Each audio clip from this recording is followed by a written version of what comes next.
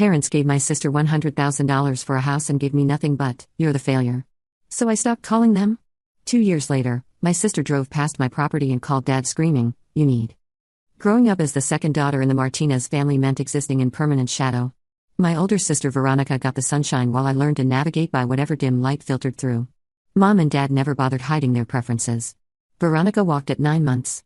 I stumbled around until 14 months, which apparently sealed my fate as the disappointing child before I could even form sentences. Every family has dynamics, but ours felt carved in stone. Veronica made honor roll throughout elementary school. I brought home mostly B's with the occasional A-, which prompted Dad to ask what was wrong with me at every parent-teacher conference.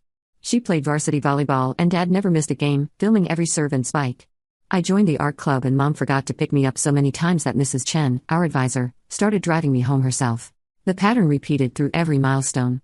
Veronica got a car for her 16th birthday, a used Honda Civic that Dad spent 3 weekends detailing until it gleamed. When my 16th rolled around, they took me to dinner at Applebee's and gave me a gift card for $50. Mom said I should be grateful they remembered it all given how busy they were with Veronica's college applications. College became another chasm between us. Veronica got into UCLA with a partial academic scholarship. My parents covered the rest, roughly $30,000 a year, without blinking.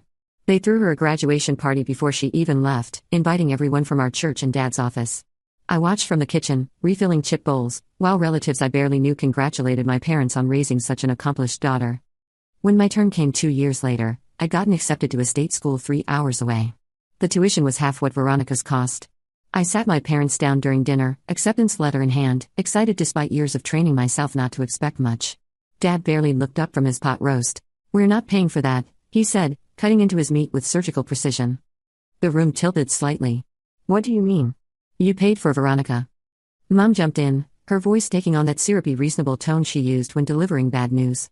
"Veronica earned her spot at a prestigious university. You're going to a state school. That's something people do when they're not serious about education." "It's still college," I managed, hearing my voice crack like I was 13 again. Dad finally looked at me, and I wish he hadn't. His expression held nothing but disappointment, familiar as my own reflection. "Veronica is going places. She's got potential. You've never applied yourself to anything. We're not throwing money away on someone who's just going to waste it." The words landed like physical blows. "You think I'm going to waste it?" "We think you need to figure out your life on your own," Mom said, already clearing plates like the conversation was over. "Veronica worked hard. You coast. There's a difference. I took out student loans. All of them. Every single dollar of that education got financed at 6.8% interest, which I'm still paying off today. I worked 2 jobs through college, one at the campus library and another waiting tables at a diner that smelled permanently of burnt coffee and broken dreams. My grades suffered because exhaustion makes terrible study partner, but I graduated. Barely anyone from my family came to the ceremony. Veronica was too busy with her new marketing job in San Francisco, and my parents said the drive was too long for just a state school graduation. What they didn't know was that I'd stopped expecting them to show up long before graduation day. The real breaking point had come during my sophomore year, when I'd gotten pneumonia from working double shifts in winter without a proper coat. I couldn't afford to miss work, so I kept going until I collapsed during my library shift. My roommate Jennifer found me on the floor between the stacks, fever so high I was hallucinating about the Dewey Decimal System coming to life. She drove me to urgent care, paid the copay I didn't have, and let me stay with her family over Thanksgiving break so I could recover. I called my parents from her mother's guest room, voice barely above a whisper, thinking maybe serious illness would trigger some parental instinct. Dad answered on the 4th ring. "What is it?" "We're about to sit down for dinner. I've been in urgent care. I have pneumonia. The doctor says I need to rest for at least a week, but I'll lose both jobs if I don't work." Silence stretched across the line. Then, well, that's what happens when you overextend yourself. You need to learn better time management. No offer to help with medical bills. No suggestion that they could send money so I could take a week off work. Just criticism delivered in that flat tone that suggested my crisis was boring him. Mom got on the phone, her voice syrupy with false concern. "Are you taking your vitamins? I told you to take vitamins. This wouldn't have happened if you'd listened to me." I hung up while she was still talking. Jennifer's mom, Mrs. Patricia Chen, yes, the same woman who later became my financial advisor, funny how life works, knocked on my door 10 minutes later with hot soup and a check for $500. "My daughter tells me you're working yourself sick," she said, settling into the chair beside my bed. "This isn't a loan. Consider it an investment in your future. Take the week off. Heal.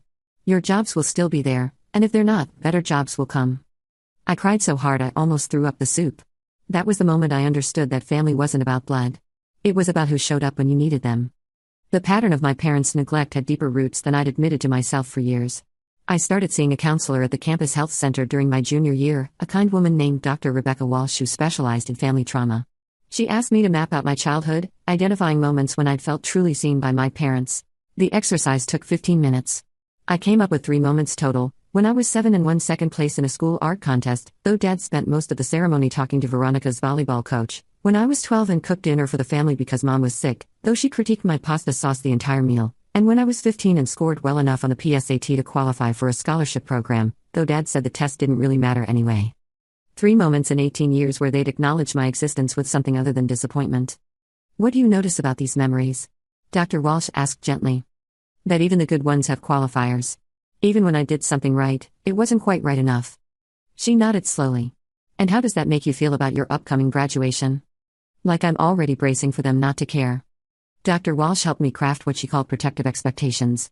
Instead of hoping my family would show up and feeling devastated when they didn't, I planned for their absence. I invited Jennifer and her family. I invited Mrs. Chen. I invited my favorite professor, Dr. Martin, who'd mentored me through my senior thesis.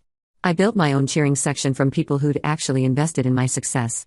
When graduation day came and my parents didn't show, I felt the ache of it. You can't completely armor yourself against that kind of rejection, but I didn't fall apart. Jennifer's whole family wore shirts with my name on them. Mrs. Chen brought flowers. Dr. Martin took me out for dinner afterward and told me she'd written me a recommendation letter for any job I wanted to apply for. You're going to do remarkable things, she said over dessert. Not because of your family, but despite them. That kind of resilience is rare.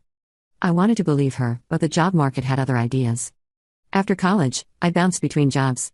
Graphic design at a small firm that folded after 8 months. Administrative work at a dentist's office where the dentist's wife decided she wanted my position. Freelance work that paid sporadically and kept me refreshing my bank account with increasing anxiety. I lived in a studio apartment that had mysterious stains on the ceiling and neighbors who screamed at each other in 3 different languages. The freelance years taught me more than any formal education ever could, though not the lessons anyone plans for. I learned to negotiate rates without flinching when clients lowballed me. I learned to spot red flags in project descriptions, words like exposure and portfolio piece that really meant we won't pay you. I learned to invoice immediately and follow up relentlessly, because creative work was the first thing clients decided they could skip paying for when budgets tightened. But mostly I learned that I was capable of surviving things that should have broken me. There was the month my laptop died and I couldn't afford repairs, so I did all my work on my phone, designing logos with my thumbs while my eyes watered from the strain. There was the week I got food poisoning and missed 3 deadlines, losing 2 regular clients who didn't care about explanations. There was the entire winter when my studio apartment's heating broke and my landlord took 6 weeks to fix it, so I worked bundled. In every piece of clothing I owned, fingers barely able to operate my mouse. Through all of it, my family's commentary provided a bitter soundtrack. At the rare family gatherings I still attended, Dad would ask about my little hobby projects while Veronica talked about her corporate advancement. Mom would suggest I look into getting a real job with benefits, as if I hadn't applied to hundreds of positions only to lose them to candidates with family connections or the financial cushion to take unpaid internships. The comparison felt calculated, surgical in its precision. Veronica would mention her Christmas bonus, and Dad would beam with pride. I'd mention landing a 3-month contract, and Mom would ask when I planned to get serious about my career. The goalposts shifted constantly, always staying just beyond my reach. What they never acknowledged was that Veronica's success had been bankrolled from the start. Her UCLA degree opened doors that my state school credentials couldn't. Her debt-free graduation meant she could take an unpaid internship at a prestigious firm, while I was scrambling to make loan payments. Her resume showed stability because she could afford to be choosy about positions, while mine showed job hopping because I took whatever paid the bills. We weren't running the same race. She'd started at the 50-yard line while I was still trying to find the track. But something shifted in me during those grinding freelance years. Maybe it was hitting rock bottom so many times that I got familiar with the view. Maybe it was realizing that my parents' approval wasn't coming no matter what I achieved. Maybe it was just exhaustion finally crystallizing into anger. I stopped apologizing for my circumstances. Stopped downplaying my achievements to make others comfortable. When clients tried to negotiate my rates down, I held firm or walked away. When family members made snide comments, I met them with silence instead of self-deprecating jokes. When people asked what I did for work, I said I'm a designer without the qualifier of just freelance. The confidence was part performance, part fake it until you make it, part genuine growth. But it worked. Better clients started finding me. Projects got larger and paid more. I built a reputation for reliability and quality work that led to referrals and repeat business. Then came the family dinner that detonated whatever remained of our relationship. Every family dinner became an exercise in humiliation. Veronica would talk about her career trajectory, her 401k, Her boyfriend Marcus, who worked in tech and had serious future potential. My parents hung on every word, asking follow-up questions and bragging to their friends. When conversation turned to me, if it turned to me, Dad would ask if I'd found real work yet, and Mom would suggest maybe I should look into going back to school for something more practical. The final straw came on a Tuesday evening. I'd driven 4 hours to have dinner with them, something I did monthly despite every instinct screaming to stop. Veronica video called halfway through the meal, face glowing with news. She and Marcus were buying a house. "We found the perfect place in Marin County," she gushed through the phone screen. 3 bedrooms, gorgeous kitchen, near the good schools for when we have kids. But we're just slightly short on the down payment. I watched my father's face transform into something tender, an expression I'd spent 26 years trying to earn. "How much do you need, sweetheart?" 100,000 would make it comfortable. We could swing it without, but it would stretch us thin. Mom and Dad exchanged one of their silent conversations, the kind where entire decisions happen in the space between eye contact. Dad nodded. "Consider it done," he said. "We'll wire it tomorrow." My fork clattered against my plate. "You're giving her $100,000? "We're investing in her future," Mom corrected, like word choice changed the mathematics of favoritism. Something in me snapped, or maybe finally broke free. I couldn't get 30,000 for education, but she gets 100,000 for a house? Dad's expression hardened. Veronica has proven herself. She's responsible. She's made something of her life. And I haven't? The question came out smaller than I intended. "Look at yourself," Dad said, and his tone carried such contempt that I physically recoiled. "You're 26 years old, working freelance jobs, living in that terrible apartment. You've accomplished nothing. Veronica is settling down, building equity, making smart choices. You're the failure of this family, and we're not going to fund failure anymore." The silence that followed could have swallowed planets. Mom didn't contradict him. Veronica's face on the phone screen showed discomfort but no disagreement. Nobody rushed to my defense or softened the blow. I stood up, legs somehow steady despite feeling like my entire foundation had crumbled. "Okay. Sit down, we're not done with dinner," Mom said. "Yeah, we are." I walked out of that house and didn't look back, even when Mom called after me that I was being dramatic. The drive home blurred past in tears and rage and something else, something harder. Determination, maybe. Or just the final death of hope. I stopped calling. Stopped texting. Stopped showing up to family dinners and holiday gatherings. My phone would light up occasionally with messages from Mom asking if I was still sulking or Dad demanding I grow up and stop punishing everyone with my attitude. Veronica sent a few half-hearted texts about family being important and forgiveness being strength. I deleted them all. The first few months of no contact felt like withdrawal from a drug I'd never wanted to be addicted to. My finger would hover over Mom's contact every Sunday evening, muscle memory from years of obligatory check-in calls. Holidays loomed like emotional landmines. Thanksgiving arrived and I spent it alone in my apartment, eating takeout Thai food and watching movies, feeling simultaneously liberated and devastated. Christmas was worse. I woke up to 17 missed calls and a voicemail from Mom, her voice sliding from sweet to accusatory as the message progressed. "I don't understand why you're doing this to us. We're your family. This is abuse, what you're doing. Your father has been so stressed he's had to increase his blood pressure medication. Veronica cries about you constantly. When are you going to stop being selfish and come home?" The manipulation was so blatant I almost laughed. Almost. Instead, I saved the voicemail as evidence of their tactics and blocked her number. Then I drove to Mrs. Chen's house, where she'd invited me for dinner weeks earlier, anticipating that I'd need somewhere to go. Her family welcomed me like I'd always belonged there. Jennifer's younger brother taught me how to play the new video game he'd gotten. Her grandmother showed me photos from Taiwan and told stories about immigrating to America with nothing but determination. Mrs. Chen's husband, David, asked about my freelance work with genuine interest, then connected me with a friend who needed design services. "This is what family should feel like," I told Jennifer later, helping with dishes while the rest of the family played board games in the living room. "This is what family does feel like," she corrected. "Your family is just broken. That's on them, not you." The clarity of that statement, that their dysfunction was their responsibility, not my failure, helped something settle in my chest. I'd spent so long trying to fix whatever was wrong with me that I'd never questioned whether the problem was them all along. But cutting contact didn't mean I stopped thinking about them. Every achievement came with a ghost version of my father's disappointment. Every milestone arrived preloaded with my mother's criticism. I'd land a great client and immediately think, Dad would say this is still just freelance. I'd save a chunk of money and hear Mom's voice asking why I wasn't saving more. Dr. Walsh, who I'd started seeing again after the family dinner explosion, called them intrusive thoughts. "Your parents' voices have become your internal monologue," she explained during one session. "Part of healing is separating your actual thoughts from their implanted criticisms.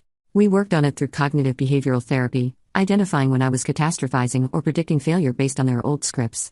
She had me write down every negative thought, then source it. Was this actually what I believed, or was I channeling my father? Did I genuinely think I was failing, or was I repeating my mother's assessments? The exercise revealed how much mental real estate they still occupied. Even in their absence, they colonized my internal landscape. So I started renovating that too.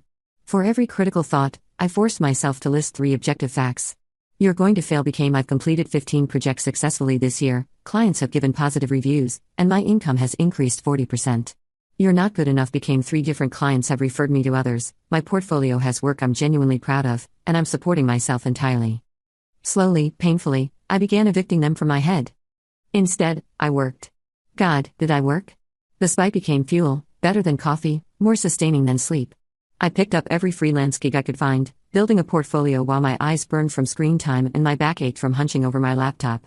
I took online courses in UX design, motion graphics, brand development. Every skill I could monetize, I learned. 6 months after I walked out of their house, a mid-sized tech company hired me full-time as a senior designer. The salary made me blink 3 times at the offer letter. I took it immediately, then found a financial advisor through my new company's benefits program. I need to invest aggressively, I told her, a woman named Patricia who wore efficient pantsuits and had kind eyes. I have no safety net, no family money. Everything I build has to come from me. Patricia didn't ask questions about family. Instead, she asked about goals, risk tolerance, timeline. We built a plan. I maxed out my 401k contributions. Opened a Roth IRA. Started a brokerage account and learned the difference between index funds and individual stocks. Every paycheck got divided with military precision, living expenses, loan payments, investments. I moved into a better apartment, one where the ceiling had no stains and the neighbors nodded politely in hallways. Nothing fancy, but mine in a way that studio never was. I bought furniture that didn't come from Facebook Marketplace. Learned to cook something besides ramen and scrambled eggs. Built a life that didn't include waiting for my parents to notice me. The new apartment became my laboratory for figuring out who I was without their influence. I painted the walls colors I liked, deep teal in the bedroom, warm terracotta in the living room, without worrying if they'd approve. I hung my own artwork, pieces that hadn't been good enough to show my family but that I'd always loved. I bought plants and managed to keep most of them alive, which felt like a bigger achievement than it probably was. I also started saying yes to things that scared me. Jennifer invited me to a rock climbing gym, and instead of declining because I'd never been athletic enough to earn Dad's attention, I went. Turned out I was decent at it, and the problem-solving aspect appealed to the same part of my brain that loved design. I joined a weekly climbing group, made friends who knew nothing about my family history. One of those friends, a software engineer named Marcus, different Marcus, the universe has a sense of humor, mentioned his company was hiring designers. I'd been hesitant about applying to tech companies, assuming they only wanted people with computer science degrees or prestigious design school credentials. But Marcus convinced me to apply anyway. The best designer on our team dropped out of community college, he said while we were belaying each other. Companies care about your portfolio, not your pedigree. Well, the good companies do. I spent 2 weeks updating my portfolio, selecting my strongest work and writing case studies that explained my design decisions. The application process was grueling, 4 interviews, a design challenge, a presentation to their creative team. But when the offer came through, the salary number made me read the email 3 times to confirm I wasn't hallucinating. It was more than double what I'd been averaging from freelance work. With benefits. And equity. And a team that actually seemed to value design as a core competency rather than decorative afterthought.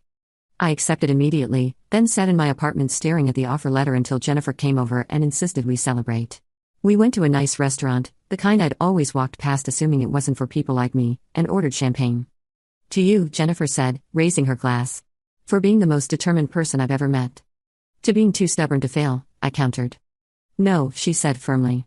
To being smart and talented and refusing to let anyone convince you otherwise.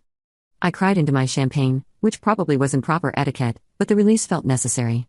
This job was proof that I'd been right all along. My parents were wrong. Veronica's success wasn't inevitable superiority. It was advantage. And I'd managed to claw my way to similar success without any of that advantage. The vindication tasted better than the expensive champagne. Starting at the tech company felt like entering a different world. Everyone had monitors with proper color calibration. The coffee was good. People actually respected deadlines and didn't expect free revisions. My manager, a woman named Sharon who'd been in tech design for 20 years, treated my opinions like they mattered. You've got good instincts, she told me after my first month. Rough around the edges in terms of working with developers, but that's just communication style. Your actual design thinking is solid. I soaked up everything I could learn. How to present to executives. How to run user research sessions. How to advocate for design decisions without making engineers defensive. How to navigate company politics without compromising my values. Sharon mentored me through all of it, introducing me to other senior designers and pushing me toward stretch projects. The imposter syndrome was relentless at first. I'd sit in meetings with people who had master's degrees from Carnegie Mellon or Stanford, who'd worked at Google or Apple, and feel like a fraud. But slowly, I realized my perspective was valuable precisely because it was different. I'd scraped together success from nothing, which meant I understood constraints in ways that privileged designers didn't. When we were designing a budget tracking feature, I pushed back against the team's assumption that everyone had savings accounts and investment portfolios. Not everyone has financial cushions, I said during a design review. Some people are tracking money down to the dollar because they're choosing between groceries and rent. The room got quiet. Then Sharon nodded. That's a perspective we need more of. How do we design for that reality? That feature ended up being one of the most used parts of the app, particularly among younger users and people managing tight budgets. The company newsletter highlighted it as an example of inclusive design. My name was mentioned specifically. I didn't send the article to my parents. Didn't screenshot the praise and forward it to Veronica. Didn't even post about it on social media where they might see it. The achievement was mine, and I didn't need their validation to make it real. But I'd be lying if I said part of me didn't imagine Dad reading about it somehow, realizing he'd been wrong about me. That fantasy played on repeat sometimes, him calling to apologize, Mom crying about how she'd misjudged me, Veronica admitting she'd always known they were treating me unfairly. Dr. Walsh and I worked on letting go of that fantasy too. They may never acknowledge what they did wrong, she said. Your healing can't depend on them finally seeing clearly. But what if they do? Then you get to decide if their apology is genuine and if you want to accept it. But hoping for it keeps you tethered to their approval. Real freedom comes from not needing it anymore. Not needing their approval. The concept felt as impossible as flying, but I started working toward it anyway. My career accelerated. The tech company promoted me to lead designer after a year. I switched companies 18 months after that for a senior position at a startup that offered equity. The startup got acquired 14 months later, and suddenly my stock options transformed into actual money, the kind with multiple zeros that made my hands shake when I checked my bank account. But I didn't blow it. Patricia and I had planned for windfalls. The money got invested, diversified, protected. I kept living in my decent apartment and driving my 7-year-old Toyota. The only indulgence I allowed myself was starting to look at land. I'd always loved the idea of space, of owning enough earth that nobody could crowd you or look over your fence and judge your worth. I spent weekends driving through areas north of the city, watching for sale signs. Most properties were too expensive or too small. Then I found it. 40 acres in Sonoma County, rolling hills with valley oak trees and a seasonal creek running through the eastern portion. The land had sat on the market for 8 months because it needed well and septic work, which scared off most buyers. The property had an old farmhouse that needed complete renovation and several outbuildings in various states of decay. I didn't see problems. I saw potential. The sellers were an elderly couple moving to Arizona to be near their grandchildren. They'd loved the land but couldn't maintain it anymore. We sat at their kitchen table, drinking instant coffee while I made my offer. They accepted, tears in the wife's eyes as she talked about how glad she was the property would go to someone who appreciated it. I closed on the land with cash from my investments, then took out a construction loan for renovations. But I didn't hire everything out. Years of watching DIY videos and spite-driven determination meant I could do more than most people assumed. I hired contractors for the structural work, the well drilling, the septic system. Everything else, I researched and learned. I spent every weekend out there, tearing out rotted wood and learning to tile. I refinished the original hardwood floors myself, on hands and knees with a rented sander. Painted every wall. Replaced light fixtures and cabinet hardware. The farmhouse transformed slowly, room by room, into something beautiful. But the house was just the beginning. I wanted the land to work for me. I researched agricultural options and discovered that Sonoma County had perfect conditions for lavender farming. The market for lavender products, essential oils, dried flowers, culinary lavender, kept growing. Better yet, lavender required relatively low maintenance once established and could generate solid income. I planted my first 5 acres of lavender, spending weeks creating irrigation lines and learning about soil pH. Bought bees to help with pollination and discovered I loved keeping them. Added a small herd of goats because they were excellent for land management and I'd always wanted animals. Built a processing barn where I could dry lavender and extract oils. Started an online store and got licensed to sell at farmers markets. The learning curve for farming was steep enough to qualify as a cliff. Everything I thought I understood about hard work got redefined during that first year. I spent weekends reading agricultural extension guides and watching YouTube videos about lavender cultivation at 2 a.m. when I couldn't sleep. Joined online forums where experienced farmers answered my endless questions, usually with more patience than I deserved. The bees terrified me initially. I'd signed up for a beginning beekeeping course at the local extension office, where a weathered farmer named Tom taught 15 of us how to maintain hives without getting stung into anaphylaxis. He had this zen-like calm around the bees that I couldn't imagine replicating. "They'll sense your fear," he said during our first practical session, suiting me up in a borrowed bee suit. "Stay calm, move deliberately, and respect what they're doing." My hands shook so badly I could barely hold the smoker. But Tom stayed beside me, talking through every step, until I'd successfully checked my first frame for eggs and honey. The bees crawled over my gloved hands, and instead of panic, I felt something like wonder. "You're a natural," Tom said, and I nearly cried from the simple kindness of someone seeing potential in me. I bought 3 hives, which Tom helped me install on the property. Named them completely ridiculous names, Beyoncé, Dolly, and Cher, because if I was going to do this, I was going to enjoy it. The goats got similarly absurd names, Rambert Downey Jr., Goatsart, and Billy Joel. My property started feeling less like an investment and more like a home. The physical labor was brutal but satisfying in ways my tech job never achieved. I'd spend mornings on the computer doing design work, then afternoons in the fields, my hands in soil and my mind blissfully quiet. The goats would follow me around like demanding toddlers, headbutting my legs when they wanted attention. The bees hummed their constant song. The lavender grew in neat purple rows that smelled like every good thing I could imagine. During harvest season that first year, I hired 2 local high school students, Emma and Tyler, to help pick and bundle lavender. I paid them well above minimum wage and threw in fresh goat cheese and honey as bonuses. They worked hard, and I loved watching them discover that farm work could be rewarding when you were treated fairly. Emma mentioned during a lunch break that she was trying to save for college but her parents couldn't help with costs.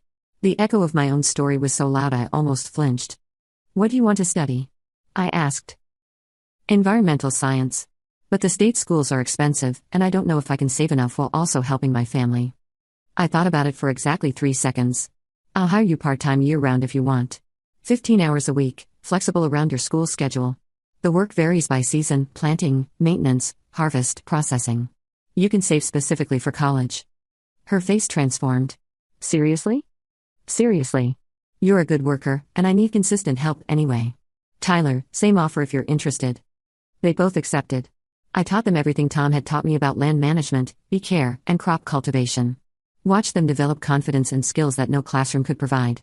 When Emma got her acceptance letter to UC Davis the following spring, I gave her a bonus and told her I'd keep her position open for summer work. "Why are you doing this?" she asked, envelope still clutched in her hand.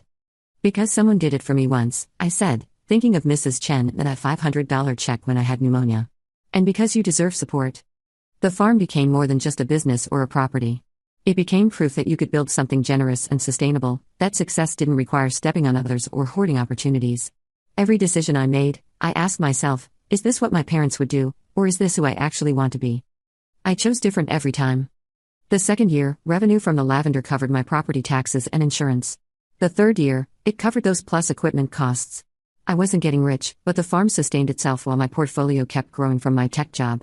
I could do most of the tech work remotely, which meant living on the property full-time and only driving into the city 2 days a week. I built a life that looked nothing like what my parents valued, and everything like freedom. During those 2 years of silence, my family tried reaching out sporadically. Mom would text on holidays, asking if I planned to stop by. Dad sent an email once asking if I'd gotten over my tantrum. Veronica called every few months, voice tight with obligation, asking how I was doing but never really listening to the answers I didn't give. I blocked their numbers eventually. Changed my phone settings so their messages went to a folder I never checked. On social media, I kept them all blocked. They knew nothing about my life, my success, my property. And I preferred it that way. Then came last Tuesday. I was in the processing barn, bundling dried lavender for an online order, when my phone rang from an unknown number. I almost didn't answer, but something made me pick up. "Hello?" Heavy breathing came through the line, then Dad's voice, shaking with something I'd never heard before. "Uncertainty, maybe. We need to talk." "No, we really don't." My voice came out flat, years of therapy helping me maintain boundaries without emotion. "Your sister drove past your property." That stopped me. "What?" "She was in Sonoma for a wine tasting with Marcus. Took a wrong turn and ended up on some rural road. She says she saw your truck in a driveway.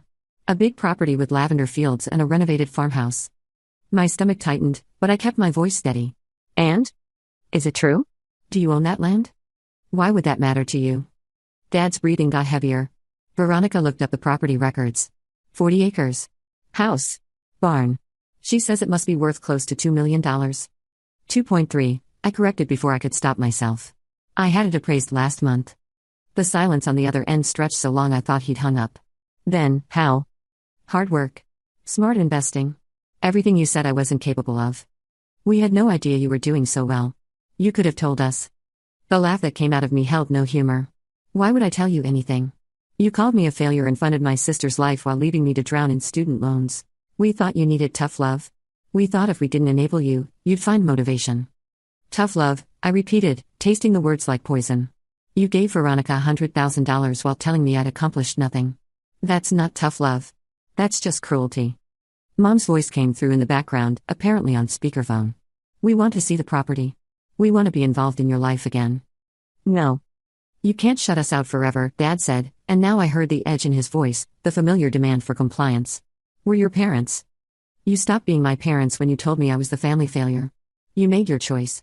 I'm just living with it. Your sister is very upset, Mom chimed in. She's been crying all evening. She feels terrible about the house money now that she knows your situation. My situation? The bundle of lavender in my hand crushed under my grip,